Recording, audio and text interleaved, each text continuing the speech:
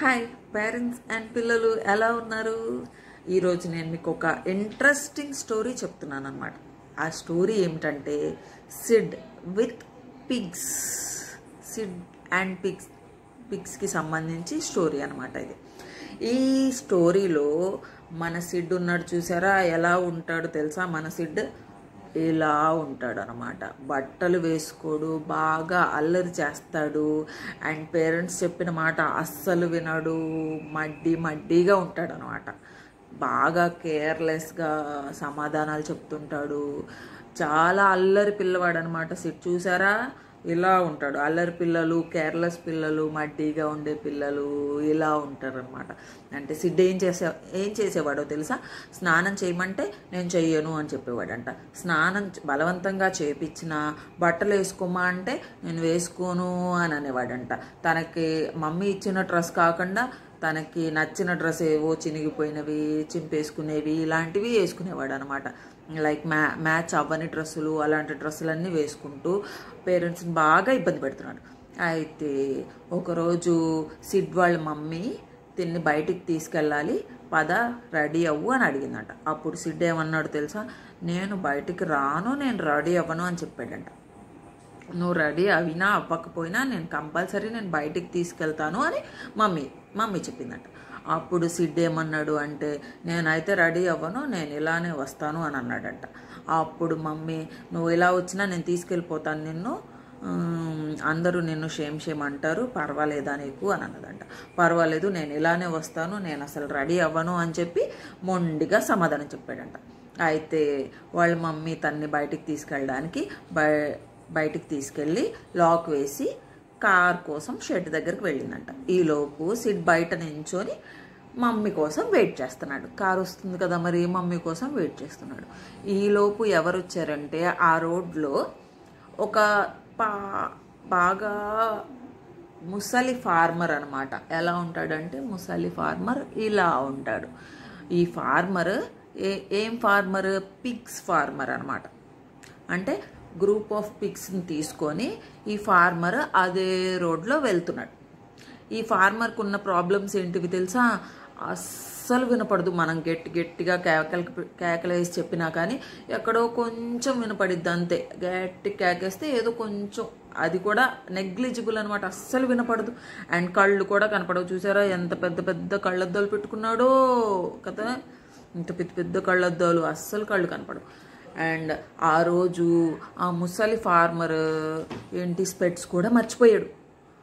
ఇంకేముంది, అసలు ఏమీ కనపడదు. ఎక్కడో కొంచెం లైట్ కనపడుతుంది, ఎక్కడో కొంచెం ఎక్కడో వినపడిద్ది అనమాట. ఆ ఫార్మర్ ఇంటి ముందున్న సిడ్ని, ఇలా ఉన్న సిడ్ని చూశాడు. చూసి మరి కళ్ళు సరిగ్గా కనపడవు కదా, సిడ్ ఇలా ఉండేసరికి తనని కూడా పిగ్గే అనుకొని తన దగ్గర ఉన్న కర్రతో సిడ్ దగ్గరికి వెళ్ళి తన్ని కొట్టి, తను ఎంత ఏడ్చినా ఎంత చెప్పినా వినిపించుకోకుండా, వినపడదు కదా మరి తాతకి, వినిపించుకోకుండా ఆ గ్రూప్తో కలిపి తీసుకెళ్ళిపోయాడు. అలా కొట్టుకుంటూ ఆ సిడ్ని కూడా ఎంత ఏడ్చినా వినపడదు కదా మరి తాతకి. అలా కొట్టుకుంటూ వాళ్ళ హౌస్కి తీసుకెళ్ళిపోయాడు. ఆ గ్రూప్ ఆఫ్ పిగ్స్తో పాటే ఈ సిడ్ని కూడా కలిపి ఆ గ్రూప్తో పాటే కలిపి లాక్ చేసేసాడు. అప్పుడు సిడ్ ఎంత ఏడ్చాడు, ఎంత బాధపడ్డాడు. అమ్మ కావాలి, నాన్న కావాలి అని ఎంత అరిచినా మరి తాతకి వినపడదు, వినిపించుకునే వాళ్ళు ఎవ్వరూ లేరనమాట. అయితే ఇంకా ఏడ్చి సిడ్కి బాగా ఆకలిస్తుంది. ఆ పక్కకు చూస్తే పిగ్స్ ఏవో ఫుడ్ తింటున్నాయి. ఆ ఫార్మర్ ఫుడ్ తెచ్చిస్తే పిగ్స్ అవి తింటున్నాయి. ఆ వాటి ఫుడ్డే లాక్కొని సిడ్ కూడా తిన్నాడు. అండ్ తర్వాత చీకటి పడిపోయింది, అయినా అరుస్తున్నాడు, ఎవ్వరూ రావట్లేదు. పాపం కదా. తర్వాత ఇంకా అలా ఏడ్చి ఆటోమేటిక్గా ఆ పిగ్స్ పక్కనే పిగ్స్ అంటే ఎలా ఉంటాయి, ఇలా ఉంటాయి. పిగ్స్ పక్కనే పడుకుని పోయాడు. అలానే నిద్ర వచ్చేసింది. తర్వాత పొద్దున్నే సడన్గా పిగ్స్ పక్కనే అరుస్తూ ఉంటాయి కదా, చిరాగ్గా ఉంటుంది, అరుస్తూ ఉంటాయి కదా. పొద్దున్నే మెలకు వచ్చేసింది. మెలకు రాగానే మళ్ళీ ఏడ్చుకుంటూ బయటికి చూసేసరికి అక్కడ ఒక కారు కనపడింది. ఇంతకీ ఆ కారు ఎవరిదో తెలుసా? వాళ్ళ మమ్మీ వాళ్ళదే ఆ కారు. అయితే అప్పుడు ఇంకా గట్టిగా కేకలు వేయడం స్టార్ట్ చేశాడు. మమ్మీ నేను ఎక్కడున్నాను మమ్మీ, సిడ్డిలానే, మమ్మీ నేను ఎక్కడున్నాను మమ్మీ, నన్ను చూడు మమ్మీ, నేను ఎక్కడున్నాను, నన్ను తీసుకెళ్ళు please mummy, mummy please mummy అని కేకలు పెడుతున్నాడంట. అప్పుడు మమ్మీకి ఎక్కడి నుంచో దూరం నుంచి సిడ్ అరుపులు వినపడ్డాయి. అయితే ఇటు చూసుకుంటూ కొంచెం ముందుకు వస్తుండేసరికి తర్వాత సిడ్ కూడా కనపడ్డాడు. ఇంకా ఫాస్ట్గా పరిగెత్తుకుంటూ వచ్చి సిడ్ని అన్లాక్ చేసి, ఆ పిక్స్ గ్రూప్లో నుంచి అన్లాక్ చేసి సిడ్ని తీసుకొని బయటికి వచ్చి, సిడ్ ఏడుస్తుంటే లేదులే నాన్న ఏడవకు, ఇంటికి వెళ్దాం పదా అని చెప్పి ఆ ఫార్మర్కి ఇది విషయం అని చెప్పడానికి ట్రై చేసి చెప్పి ఇంకప్పుడు సిడ్ని ఇంటికి తీసుకెళ్ళిపోయింది అనమాట. ఇంటికి తీసుకెళ్ళిపోయాక సిడ్ నీట్గా వాళ్ళ మమ్మీ నీట్గా స్నానం చేపించి బయటికి తీసుకొచ్చింది. అప్పుడు సిడ్ ఏం చేశాడు తెలుసా, తనంతట తానే మమ్మీని ఒక మంచి డ్రెస్ తీసివ్వమని చెప్పాడు. అప్పుడు మమ్మీ మంచి డ్రెస్ ఒకటి, కలర్ఫుల్ డ్రెస్ ఒకటి తీసిస్తే అది నీట్గా డ్రెస్ వేసుకొని రెడీ అయ్యి మమ్మీ దగ్గరికి వెళ్ళి, మమ్మీ సారీ మమ్మీ, ఇంకెప్పుడు మీకు ఎదురు చెప్పను, నిన్న నువ్వు చెప్పినట్టు వినకపోవడం వల్లే కదా నన్ను ఇలా పిక్ ఫార్మర్ తీసుకెళ్ళిపోయాడు, ఇంకెప్పుడు నేను నీకు ఎదురు చెప్పను, ఇదిగో నీట్గా ఇలా రెడీ అవుతాను, ఎప్పుడు ఇంకెలా ఉండను మమ్మీ అని సిట్ చెప్పి నీట్గా ఇలా రెడీ అయ్యి అప్పటి నుంచి చెప్పిన మాట వింటూ బుద్ధిగా మారం చేయకుండా అల్లరి చేయకుండా పేరెంట్స్ చెప్పినట్టు విని గుడ్ బాయ్ అనిపించుకున్నాడు అనమాట కదా. సిట్ చూసారా, పేరెంట్స్ చెప్పిన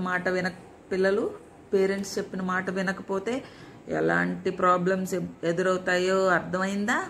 సో మీరందరూ కూడా పేరెంట్స్ ఏం చెప్తే అది చెయ్యాలి. ఎందుకంటే మీరు గుడ్ పిల్లలు అనిపించుకోవాలి అంటే కంపల్సరీ నీట్గా స్నానం చేయాలి, డ్రెస్అప్ అవ్వాలి, అమ్మ చెప్పినట్టు వినాలి, అమ్మ పెట్టే ఫుడ్ తినాలి. సో మీరందరూ గుడ్ పిల్లలు కాబట్టి మమ్మీ డాడీ ఎలా చెప్తే అలా వింటారనమాట. వెరీ గుడ్, విన్నారా అయితే కదా. ఇప్పటి నుంచి మీరు కూడా ఏదైనా చిన్న మిస్టేక్స్ చేసినా అవన్నీ మానేసి మమ్మీ చెప్పినట్టు వింటారు కదా. Very good. ఎలా ఉంది అయితే కదా. ఇదనమాట. ఇప్పుడు ఒకవేళ పేరెంట్స్ చూస్తున్నట్టయితే మీ దగ్గర ఉన్న ఐటమ్స్ తోటి, లేకపోతే జనరల్గా గాల్లో ఇలా బొమ్మలు గీస్తూ ఇలా సిడ్ ఉండేవాడు, బట్టలు వేసుకునేవాడు కాదు అన్నట్టు చెప్పడానికి, ఇలా వేసుకోకపోవడం వల్ల ఇలా జరిగింది, లేకపోతే మన దగ్గర పిక్స్ బొమ్మ కానీ పిల్లల బొమ్మలు లాంటివి ఉంటాయి కదా, వాటిని చూపించి ఎగ్జాంపుల్స్ చూపిస్తూ వాళ్ళకి ఎక్స్ప్లెయిన్ చేస్తే వాళ్ళు కంపల్సరీ ఇంట్రెస్ట్ చూపిస్తారు. This is one of the good habit. కాబట్టి గుడ్ హ్యాబిట్స్ కూడా నేర్పించినట్టు అవుతుంది పిల్లలకి. Okay, thank you. ఈ స్టోరీ మీకు నచ్చినట్టయితే, మీకు ఇంకా స్టోరీస్ వినాలి అనుకుంటే నా ఛానల్ని సబ్స్క్రైబ్ చేయండి. మీకు ప్రతిరోజు కంపల్సరీ నేను ఒక స్టోరీ పెట్టడానికి ట్రై చేస్తాను. సో నోటిఫికేషన్స్ వస్తాయి, మీరు స్టోరీస్ తెలుసుకోవచ్చు, పిల్లలకి ఎక్స్ప్లెయిన్ చేయొచ్చు. Thank you.